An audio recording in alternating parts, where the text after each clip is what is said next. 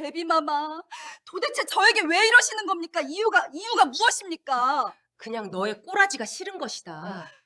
왕비마마, 이러시면 아니 됩니다. 데비마마께서 진노하실 것입니다. 궁녀의 떨리는 목소리가 침전에 울려 퍼졌습니다. 1479년 어느 여름날, 조선 궁궐 대전에서는 믿을 수 없는 일이 벌어지고 있었습니다. 25살의 젊은 왕비 윤씨가 시어머니인 인수대비의 얼굴을 손톱으로 핥히어버린 것입니다. 왕비가 데비전에서 쫓겨나듯 나오는 그 모습을 수십 명의 궁녀와 내관들이 숨죽이며 지켜보고 있었습니다. 하지만 이런 끔찍한 상황이 벌어진 데에는 아주 충격적인 이유가 있었습니다. 그로부터 6년 전인 1473년 윤씨는 파평 윤씨 가문의 딸로 19의 나이에 왕비로 간택되었습니다.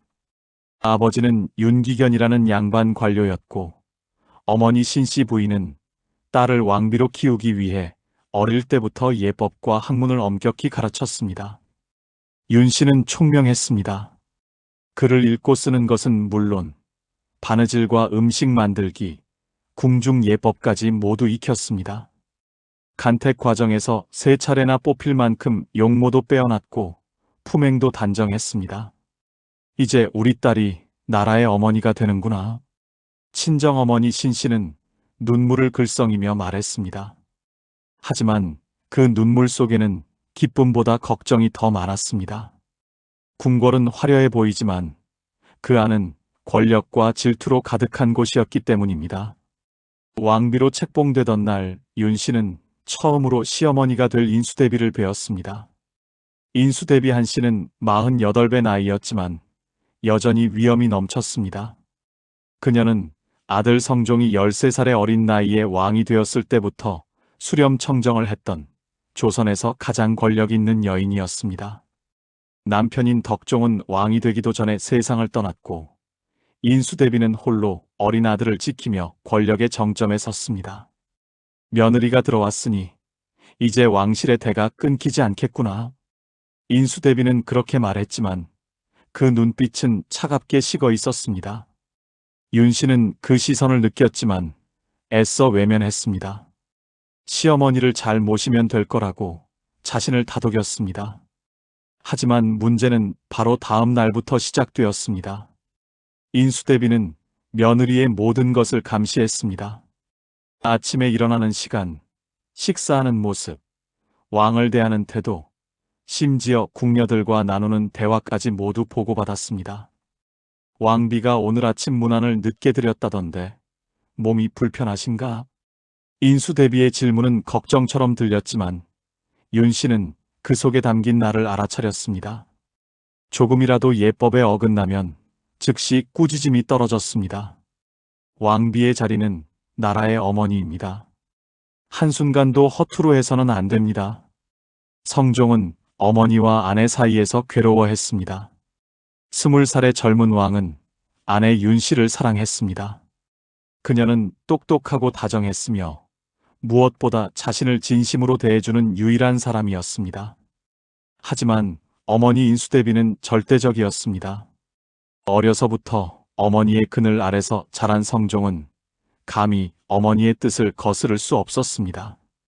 전하, 오늘도 대비마마께서 소첩을 부르셨습니다. 윤씨가 성종에게 하소연했을 때 성종은 그저 안타까운 눈으로 바라볼 뿐이었습니다. 어마마마의 뜻을 따르시오. 중전은 아직 어리니 배울 것이 많지 않소. 1476년 윤씨는 아들을 낳았습니다. 원자, 훗날 연산군이 될 아이였습니다. 윤씨는 이제야 시어머니의 마음이 풀리리라 기대했습니다. 왕실의 대를 이을 손자를 낳았으니 며느리로서 도리를 다한 것이었습니다. 하지만 인수대비의 태도는 더욱 차갑게 변했습니다. 손자가 태어나자 이번에는 육아에까지 간섭하기 시작했습니다. 원자는 내가 직접 키우겠다. 어린 어미가 무엇을 알겠는가. 윤씨는 아이를 안아볼 시간조차 충분히 주어지지 않았습니다.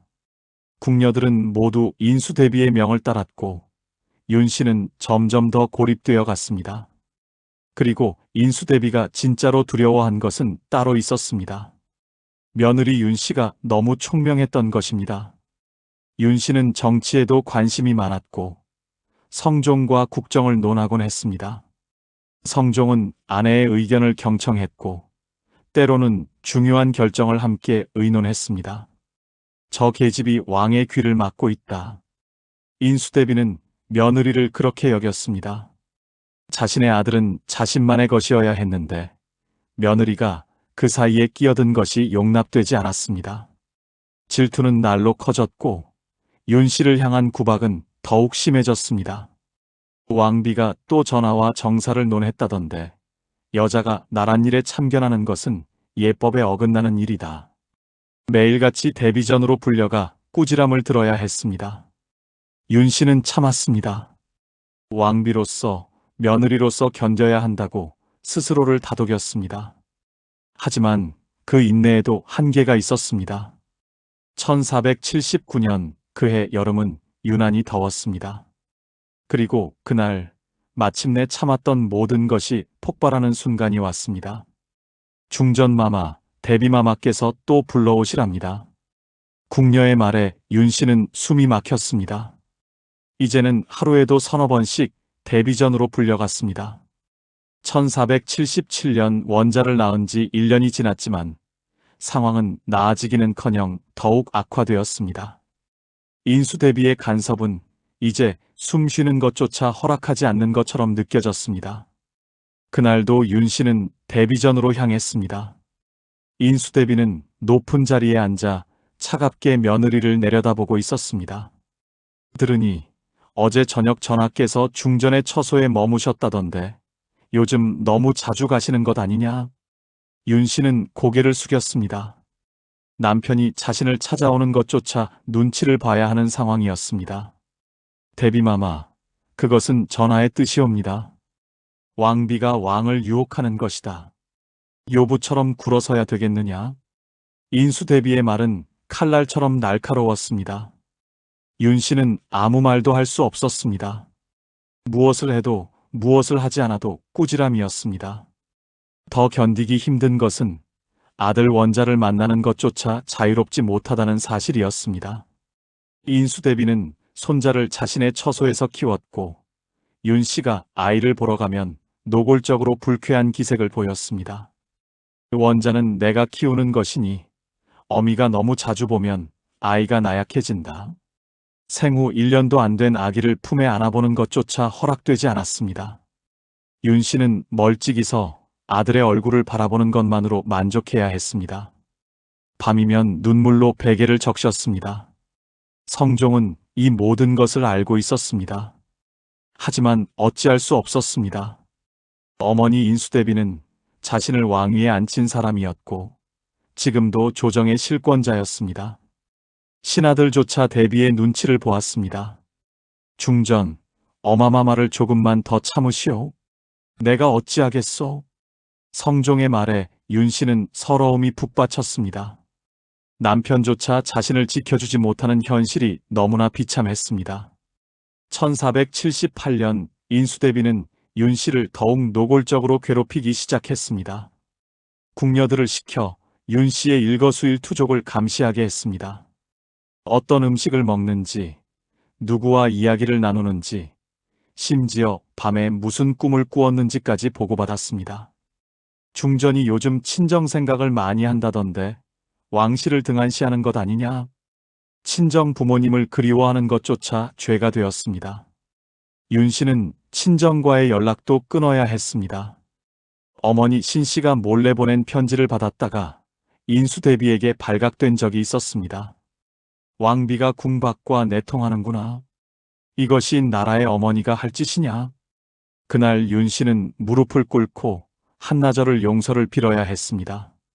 친정 식구들은 그 후로 감히 연락조차 할 수 없었습니다. 가장 견디기 힘든 것은 인수대비가 성종 앞에서 윤 씨를 깎아내리는 것이었습니다. 조정 대신들이 모인 자리에서도 며느리의 허물을 지적했습니다. 중전이 요즘 궁중 예법을 소홀히 한다고 들었습니다. 왕비의 자리가 그리 가볍습니까? 신하들 앞에서 망신을 당하는 것은 죽음보다 괴로웠습니다. 윤 씨는 더 이상 궁궐 밖으로 나갈 수도 없었습니다. 왕비로서 백성들을 만나는 행차조차 인수대비가 막았습니다. 중전이 밖으로 나돌아다니면 왕실의 위신이 떨어진다.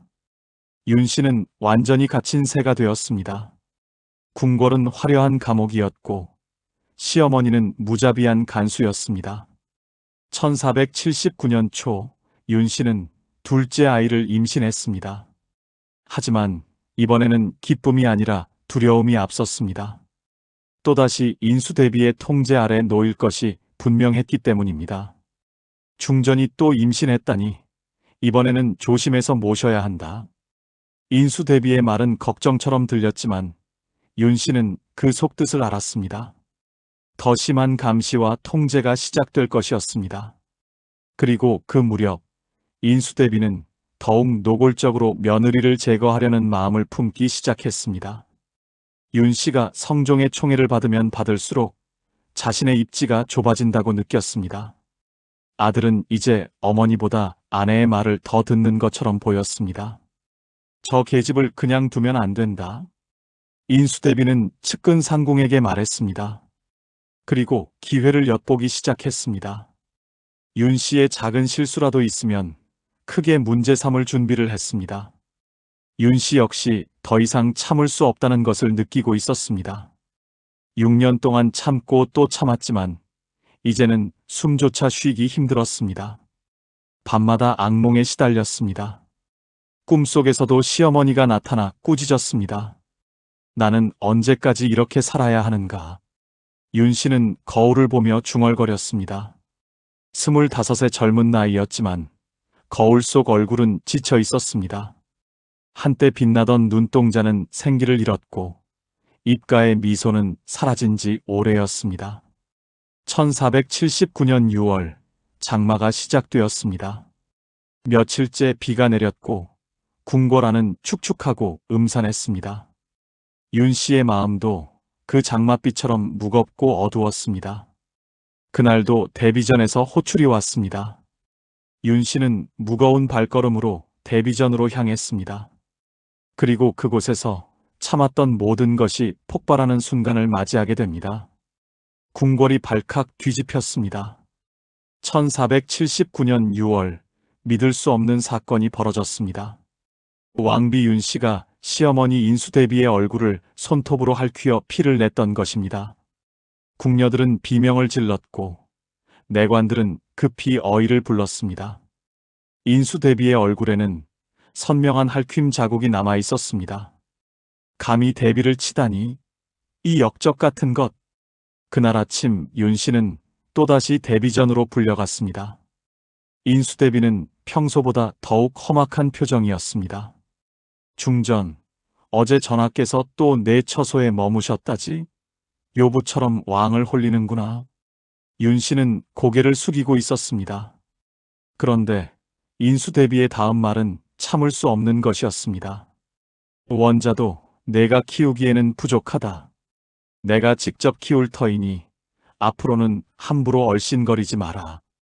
자신의 아들을 만나지도 말라는 말이었습니다. 윤 씨는 고개를 들었습니다. 눈에는 눈물이 가득 고여 있었습니다. 대비마마, 그것만은 안 됩니다. 원자는 제 아들입니다. 내 아들이기 전에 왕실의 원자다. 내가 무슨 자격으로 왕손을 논하느냐? 인수대비는 차갑게 말했습니다. 그리고 더욱 잔인한 말을 덧붙였습니다. 내가 낳았다 한들 무엇하냐? 왕비의 자리도 내가 허락해서 앉혀준 것이다. 천한 것이. 그 순간 윤 씨의 이성이 끊어졌습니다. 6년 동안 참았던 모든 것이 폭발했습니다. 윤 씨는 벌떡 일어나 인수대비에게 달려들었습니다. 그리고 손톱으로 시어머니의 얼굴을 핥히었습니다. 더는 못 참겠습니다. 나도 사람입니다. 궁녀들이 비명을 지르며 윤 씨를 떼어냈습니다. 인수대비의 얼굴에서 피가 흘렀습니다. 평생 처음 당하는 일이었습니다. 인수대비의 얼굴은 분노로 일그러졌습니다. 당장 이 계집을 끌어내라. 감히 대비를 치다니 역적이다. 윤 씨는 궁녀들에게 이끌려 나갔습니다. 정신을 차리고 보니 자신이 무슨 짓을 저질렀는지 깨달았습니다. 온몸이 떨렸습니다. 하지만 후회는 없었습니다. 더 이상 참을 수 없었습니다. 소식은 즉시 성종에게 전해졌습니다. 성종은 믿을 수 없다는 표정으로 달려왔습니다. 중전이 어마마마를 쳤다고? 그럴 리가 없소. 하지만 현실이었습니다. 인수대비의 얼굴에는 선명한 상처가 있었고 수십 명의 궁녀와 내관이 목격자였습니다. 성종은 절망했습니다. 어머니와 아내, 둘 중 하나를 선택해야 하는 상황이었습니다. 조정은 발칵 뒤집혔습니다. 신하들은 즉시 모여 대책을 논의했습니다. 왕비가 대비를 쳤다니 이는 하늘이 무너지는 일입니다. 폐륜입니다. 마땅히 엄벌에 처해야 합니다. 인수대비는 신하들을 불러 모았습니다. 얼굴의 상처를 그대로 드러낸 채였습니다. 중전이 나를 이렇게 만들었다. 이것이 왕비가 할 짓이냐? 신하들은 경악했습니다. 대비의 얼굴에 난 상처는 왕실의 수치였습니다. 곧바로 폐비 논의가 시작되었습니다. 성종은 마지막까지 망설였습니다. 윤 씨를 불러 이유를 물었습니다. 중전, 어찌 그런 일을 저지르셨소? 윤 씨는 눈물을 흘리며 대답했습니다.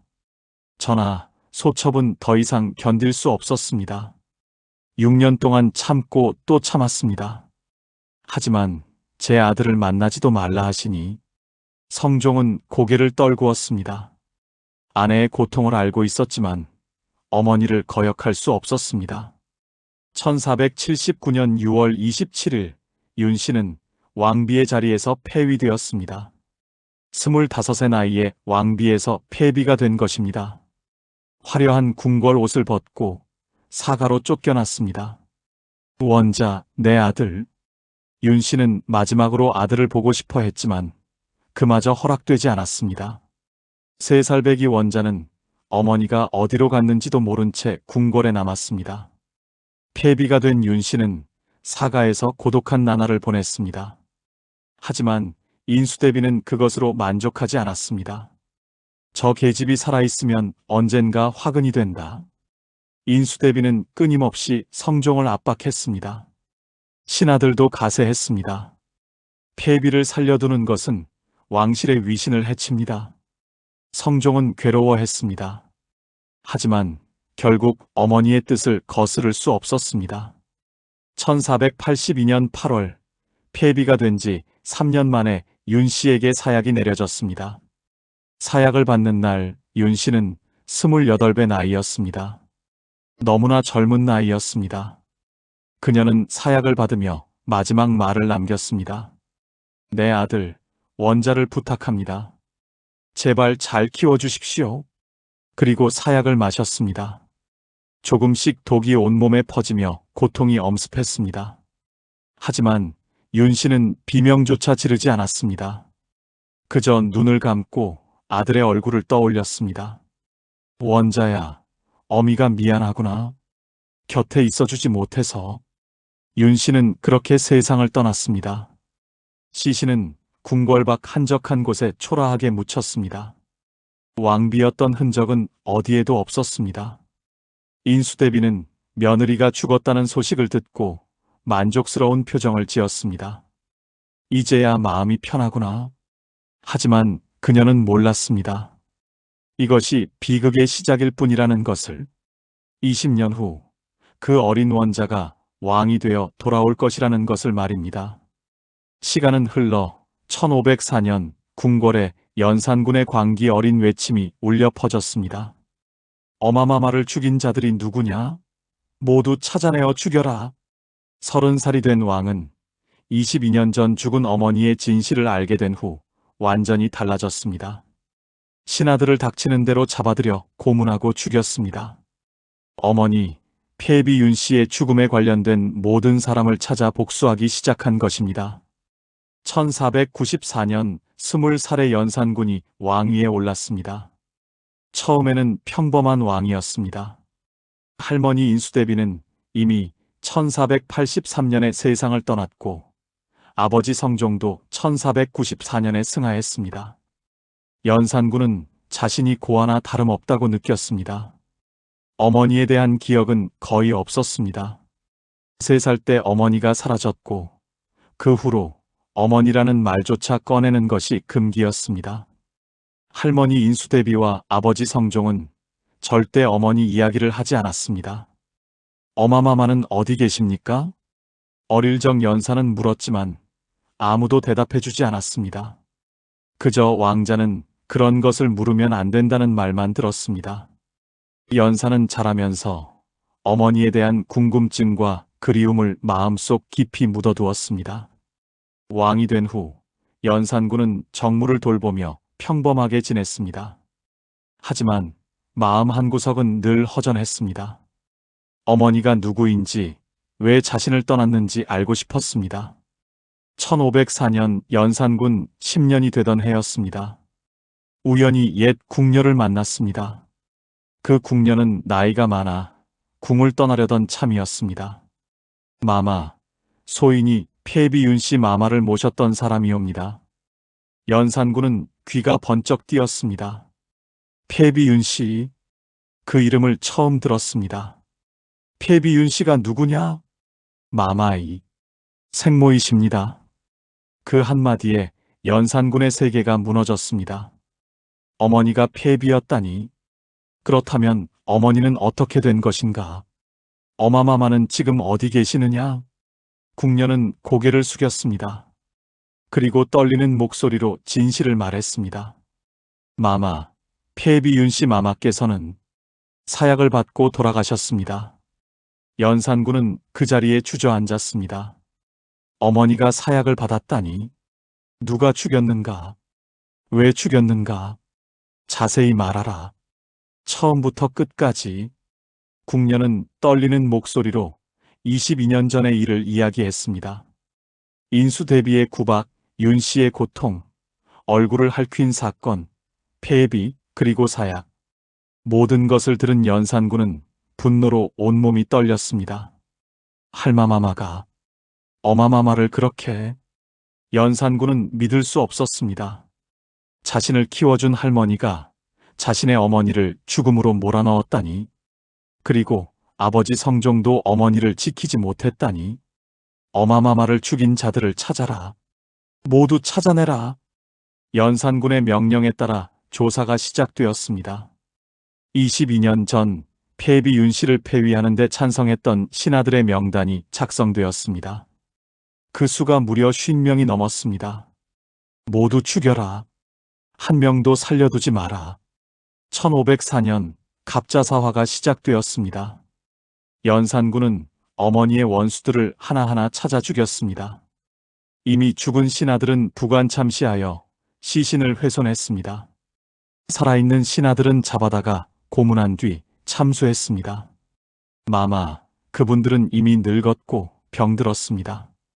용서하소서. 신하들이 간청했지만 연산군은 듣지 않았습니다. 어마마마의 고통에 비하면 이것은 아무것도 아니다. 연산군은 이미 죽은 할머니 인수대비에게도 복수했습니다. 인수대비의 무덤을 파헤치라고 명령했습니다. 저 여자는 내 할마마마가 아니다. 어마마마를 죽인 원수일 뿐이다. 신하들은 경악했습니다. 조상의 무덤을 파헤치는 것은 상상도 할 수 없는 일이었습니다. 하지만 연산군의 명령은 절대적이었습니다. 인수대비의 묘는 파헤쳐졌고 시호도 박탈되었습니다. 이제야 어마마마의 한이 조금은 풀리셨겠지. 연산군은 어머니 폐비윤씨를 복권시켰습니다. 제해왕 후로 추존하고 초라한 무덤을 왕릉으로 만들었습니다. 22년 만에 어머니는 다시 왕비가 되었습니다. 하지만 복수는 거기서 멈추지 않았습니다. 연산군의 광기는 점점 더 커졌습니다. 어머니를 생각할 때마다 분노가 치밀어 올랐고 그 분노를 신하들에게 쏟아냈습니다. 모두가 어마마마를 버렸다. 모두가 원수다. 연산군은 조금이라도 거슬리는 신하는 죽였습니다. 가난하는 신하도 죽이고 눈에 띄는 신하도 죽였습니다. 궁궐은 피로 물들었습니다. 신하들은 공포에 떨었습니다. 전하께서 미치셨다. 이러다가는 우리 모두 죽는다. 백성들도 연산군의 폭정에 고통받았습니다. 전국에서 미녀들을 뽑아 궁으로 들였고 백성들의 집을 빼앗아 놀이터를 만들었습니다. 어머니를 위한 복수는 어느새 무고한 백성들을 괴롭히는 폭정이 되어 있었습니다. 어마마마, 이것으로 충분하십니까? 연산군은 밤마다 어머니의 영정 앞에 앉아 물었습니다. 하지만 대답은 없었습니다. 아무리 죽여도 아무리 복수해도 마음은 편해지지 않았습니다. 1506년 신하들은 더 이상 참을 수 없었습니다. 중종 반정이 일어났고 연산군은 왕위에서 쫓겨났습니다. 재위 12년 만의 일이었습니다. 어마마마, 소자는 실패했습니다. 폐위된 연산군은 강화도로 유배되었습니다. 그리고 2달 후 31살의 나이로 쓸쓸히 죽었습니다. 죽는 순간까지 어머니를 불렀습니다. 이 모든 비극은 한 여인의 질투에서 시작되었습니다. 1506년 연산군이 폐위되고 강화도에서 죽자 조정의 신하들은 한숨을 쉬었습니다. 하지만 그 누구도 기뻐하지 않았습니다. 조선 역사상 가장 비참한 비극이 끝났지만 그 상처는 너무나 깊었습니다. 인수대비, 폐비 윤씨 연산군, 세 세대가 모두 불행하게 생을 마감했습니다. 하지만 이런 끔찍한 비극이 반복된 데에는 아주 충격적인 이유가 있었습니다. 모든 것은 1473년으로 거슬러 올라갑니다. 인수대비가 며느리를 받아들이지 못한 그 순간부터 비극은 예정되어 있었습니다. 남편을 일찍 여의고 홀로 아들을 키운 인수대비는 아들에게 집착했습니다. 아들은 자신만의 것이어야 했습니다. 내가 이 아이를 왕으로 만들었는데 어떤 여자가 감히 내 아들을 빼앗는가. 며느리 윤씨는 총명하고 아름다웠습니다. 성종은 아내를 사랑했고 그것이 인수대비의 질투를 불러일으켰습니다.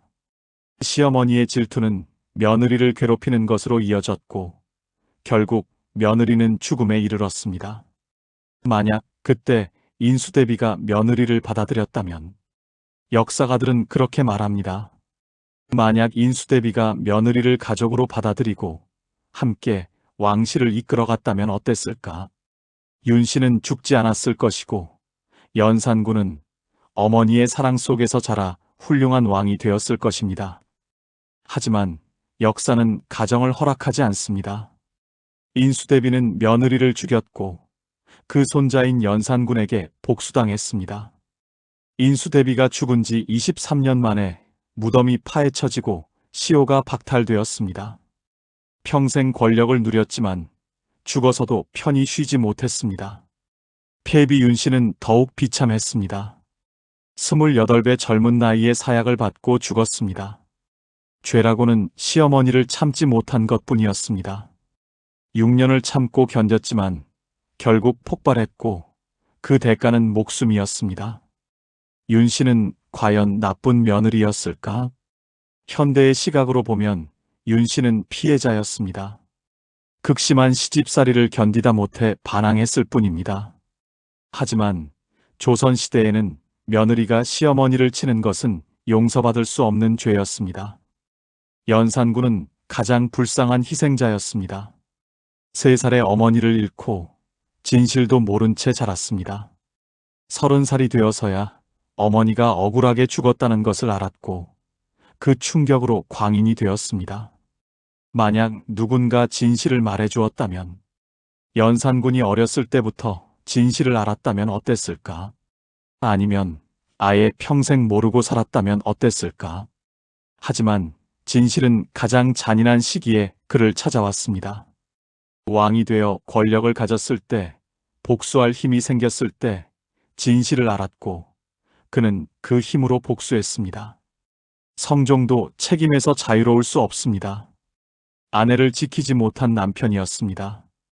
어머니와 아내 사이에서 어머니를 선택했고 결국 아내를 죽음으로 몰아넣었습니다. 그리고 아들에게도 진실을 말하지 않았습니다. 전하, 왜 어마마마를 지켜주지 않으셨습니까? 연산군이 아버지의 무덤 앞에서 울부짖었다는 기록이 있습니다. 하지만 이미 성종은 세상에 없었고 대답할 수 없었습니다. 이 비극이 우리에게 주는 교훈은 무엇일까? 가족 간의 갈등이 얼마나 무서운 결과를 낳는지 보여줍니다. 한 사람의 질투가 세 세대를 무너뜨렸습니다. 용서하지 못한 분노가 복수를 낳았고 그 복수는 또 다른 비극을 만들었습니다. 고부 갈등은 500년 전에도 있었다. 현대를 사는 우리도 여전히 고부 갈등으로 고통받습니다. 시어머니는 며느리를 통제하려 하고 며느리는 독립을 원합니다. 그 사이에서 아들은 갈등합니다. 500년이 지났지만 달라진 것이 없습니다. 하지만 조선시대와 다른 점이 있습니다. 현대의 며느리는 참지 않습니다. 말할 수 있고 떠날 수도 있습니다. 윤 씨처럼 죽음으로 내몰리지 않습니다. 우리는 역사에서 배워야 합니다. 인수대비의 질투, 윤 씨의 비극, 연산군의 복수, 이 모든 것이 우리에게 말하고 있습니다. 가족은 사랑해야 한다고, 며느리도 딸처럼 받아들여야 한다고, 서로 이해하고 용서해야 한다고. 인수대비는 많은 업적을 남긴 여성이었습니다. 내훈이라는 책을 저술하여 여성 교육에 이바지했고 조선 초기 정치를 안정시키는데 큰 역할을 했습니다. 하지만 며느리를 괴롭힌 한 가지 잘못으로 모든 것이 무너졌습니다. 한 가지 잘못이 모든 것을 망칠 수 있다. 조선시대 최악의 고부 갈등. 그 비극은 지금도 우리에게 울림을 줍니다.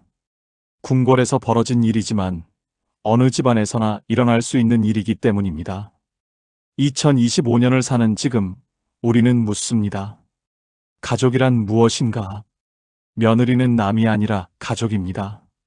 시어머니는 적이 아니라 어머니입니다. 하지만 그 관계를 만드는 것은 사랑과 이해입니다. 500년 전의 비극이 반복되지 않기를. 인수대비와 폐비 윤씨 그리고 연산군, 세 사람의 비극적인 삶이 우리에게 남긴 교훈입니다. 질투하지 말고, 미워하지 말고, 복수하지 말라고. 대신 사랑하고, 이해하고, 용서하라고. 그들의 이야기는 끝났지만 그 교훈은 영원히 우리 곁에 남아 있습니다.